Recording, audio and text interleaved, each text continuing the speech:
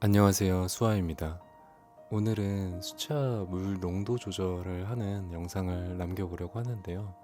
준비물은 붓, 그다음에 마른 휴지, 그리고 물과 팔레트 도와주면 되겠습니다. 먼저 수채화에서 가장 기본이 되는 울트라마린 컬러로 물의 농도를 표현을 해보겠습니다. 물을 섞으실 때는 시계 방향이나 시계 반대 방향으로 돌리시면 되는데 보통은 시계 반대 방향으로 안쪽으로 돌리시는 게 편하실 거예요. 이렇게 물감과 물을 가장 두껍게 바른다라는 생각으로 처음 터치를 한번 남겨주시고요.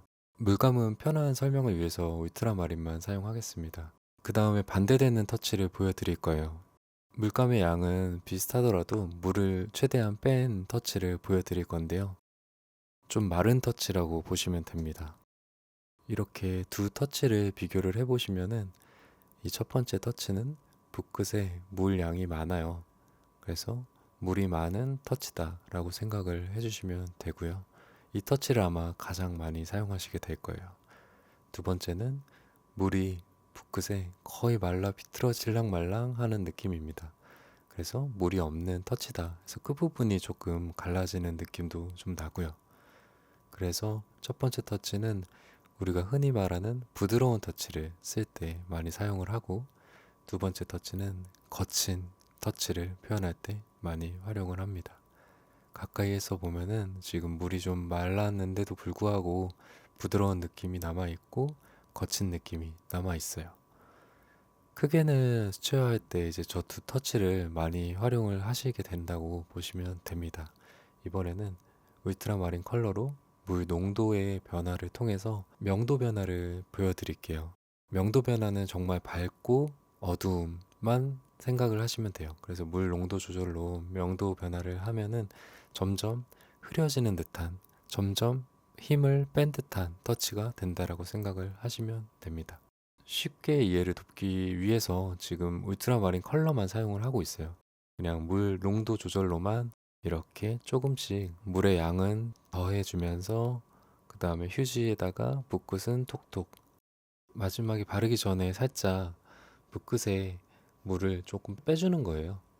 안 그러면은 도화지랑 붓이랑 만날 때 약간 도화지가 물을 많이 머금으면은 그걸 다 못 받아들이는 경향이 있어요.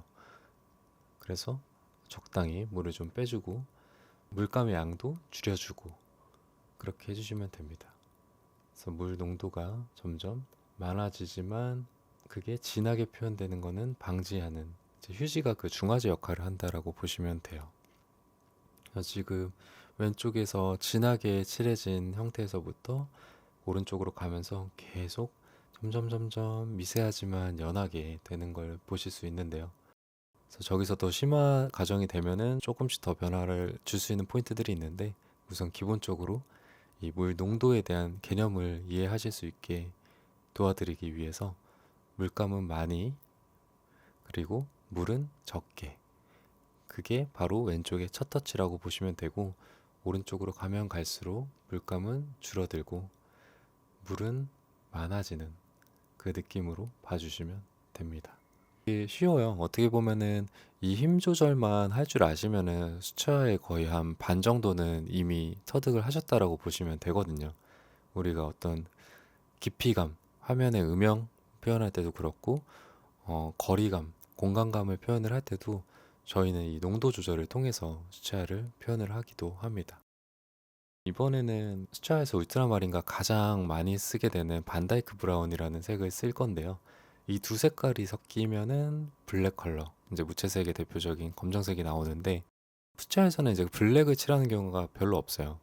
블랙을 쓰더라도 이 두 컬러를 활용을 하기 때문에 울트라마린 그리고 반다이크 브라운 이 두 컬러는 그냥 좀 친근하게 생각을 하시면은 수채화할 때 도움이 좀 되실 것 같아요. 마찬가지로 첫 터치에서는 물감을 많이, 그리고 물은 조금 적게. 근데 제가 조금 물 많이 한 것 같아요. 예. 그리고 첫 터치는 그렇게 칠했고, 그다음에 물을 조금 더 더해주고 물감을 조금 더 빼서 두 번째 터치 올려주고, 같은 개념이에요. 조금씩 물감은 줄여주고 물은 더해준다. 그래서 물감을 사실 다시 섞을 필요는 별로 없고요. 이미 팔레트에 지금 돼 있는 물감이 있잖아요. 그러면은 그 물감에다가 물 농도랑 붓끝에 있는 물의 양, 그것만 휴지를 중화제로 활용을 해서 조금씩 덜해준다 라고 생각을 해주면 됩니다. 그리고 이제 붓끝 터치할 때 지금 저도 붓 끝에서 저렇게 물동 같은 게 남는데요. 붓 하단에 저렇게 뭉치는 부분들이 있잖아요. 저게 조금 많아지면 그림이 전체적으로 좀 지저분해지거든요. 아, 제가 조금 진하게 했어요. 이거는 제가 조금 덜어내겠습니다. 그래서 저 붓 끝에 물동이 많아지지 않게 하려면은 마지막에 도화지랑 붓끝이 떨어질 때 그 부분을 조금 부드럽게 터치해 주시는 거를 추천드려요. 거기서 힘을 조금 줘버리면은 저렇게 뭉치게 되는데 적당한 힘을 부드럽게 떼주셔야 저 물동이 보기 안 좋지 않게 남거든요. 그래서 저거는 좀 신경을 써주시면은 좋기는 합니다. 이렇게 똑같이 물의 농도로만 그라데이션을 한번 표현을 해봤어요. 개념만 이해를 하시면은 사실 못 그릴 게 없어요. 예를 들면은 지금 반다이크 브라운을 했으니까 아메리카노 한 잔 그려볼까요? 아메리카노는 보통 밑에가 음영이 좀 진하잖아요. 원두가 계속 가라앉아 있으니까.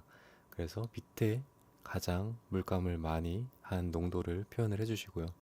거기서 물을 조금 더해서 중간면 칠해주시고 살살살살, 그리고 나서 물을 조금만 더 빼가지고 휴지에다가 콕콕, 그리고 위에 부분에 살짝 더 연하게, 이제 점점 물이 많아지잖아요, 커피가.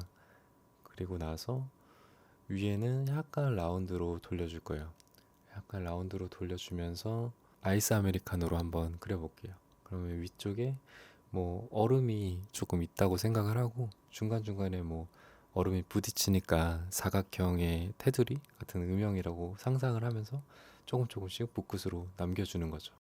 이미 약간 그라데이션 자체로도 커피의 느낌이 나지 않나요? 되게 신기해요. 이것만 할 줄 알면 사실 물의 농도로 할 수 있는 것들은 거의 다 그릴 수 있다라고 생각하시면 됩니다.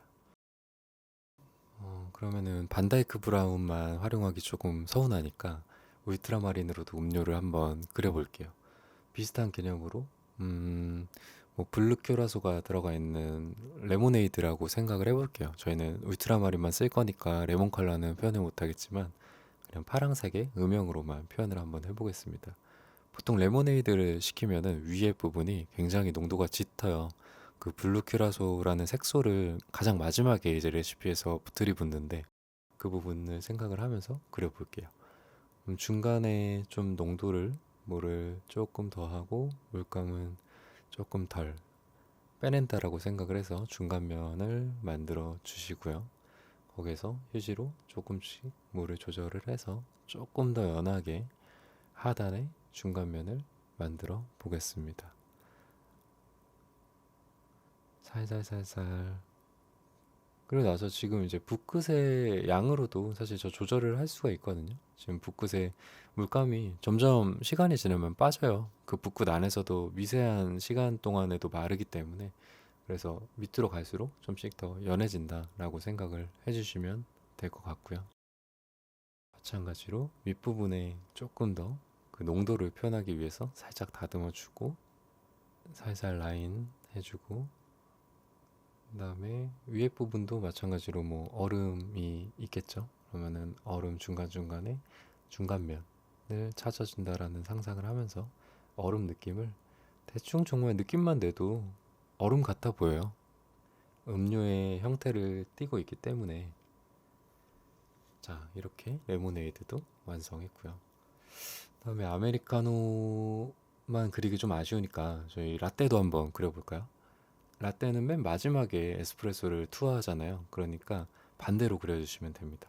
음료의 윗부분이 물감이 많고 물이 적게, 그래서 윗부분을 좀 진하게 에스프레소가 방금 전에 부어졌다라고 생각을 하고 조금 더 모양을 잡으면서 진하게 면적을 한번 칠해주고요.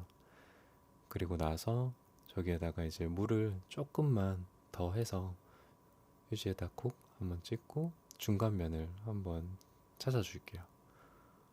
살살살살 변화가 느껴져야 돼요. 이거를 칠하면서 내가 지금 점점 연해지고 있다.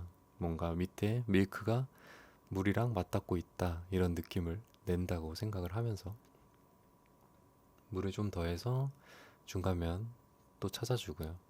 지금 저는 반데이크 브라운으로만 칠하고 있거든요. 그렇게 해서 물의 농도만, 명도만 가지고 지금 이 음료의 느낌을 내고 있는 거예요.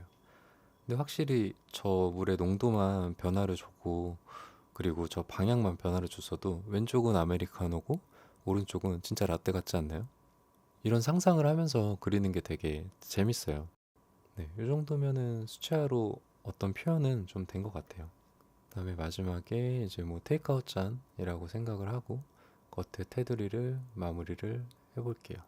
수채화로만 그림을 그려서 그 수채화의 느낌으로만 내기에는 약간 어떤 형태감이나 이런 부분들이 사실 칼선을 작업을 잘 안 하기 때문에 애매한 부분들이 있는데 마지막에 이제 펜드로잉으로 마무리를 해주면 그 형태감이 확 잡히면서 그림의 어떤 가시적인 느낌이 확 올라오거든요.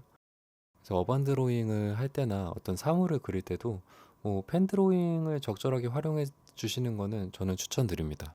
되게 작품적인 느낌에서 가져가는 거는 어떨 때는 조금 인위적인 부분도 있기는 한데 이런 어떤 제품 드로잉을 한다라던가 아니면은 어반 드로잉으로 지금 내가 눈앞에 보이는 어떤 시각을 표현한다라고 생각을 할 때는 펜을 적절하게 활용을 해주시면은 훨씬 좀 효율적인 그림이 될 것 같아요.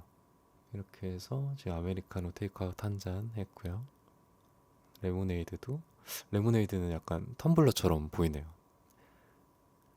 마지막으로 아이스 라떼까지 한번 외곽 라인을 할 때 이런 중간면의 느낌을 좀 살릴 수 있게 수차랑 저 펜 선 안에서도 공기층 하나를 균일하게 남겨주면 입체감이 훨씬 잘 살겠죠. 이렇게 해서 테이크아웃 스트로크까지 꽂아줘 볼게요. 네, 이렇게 음료 세 잔을 한번 그려봤어요.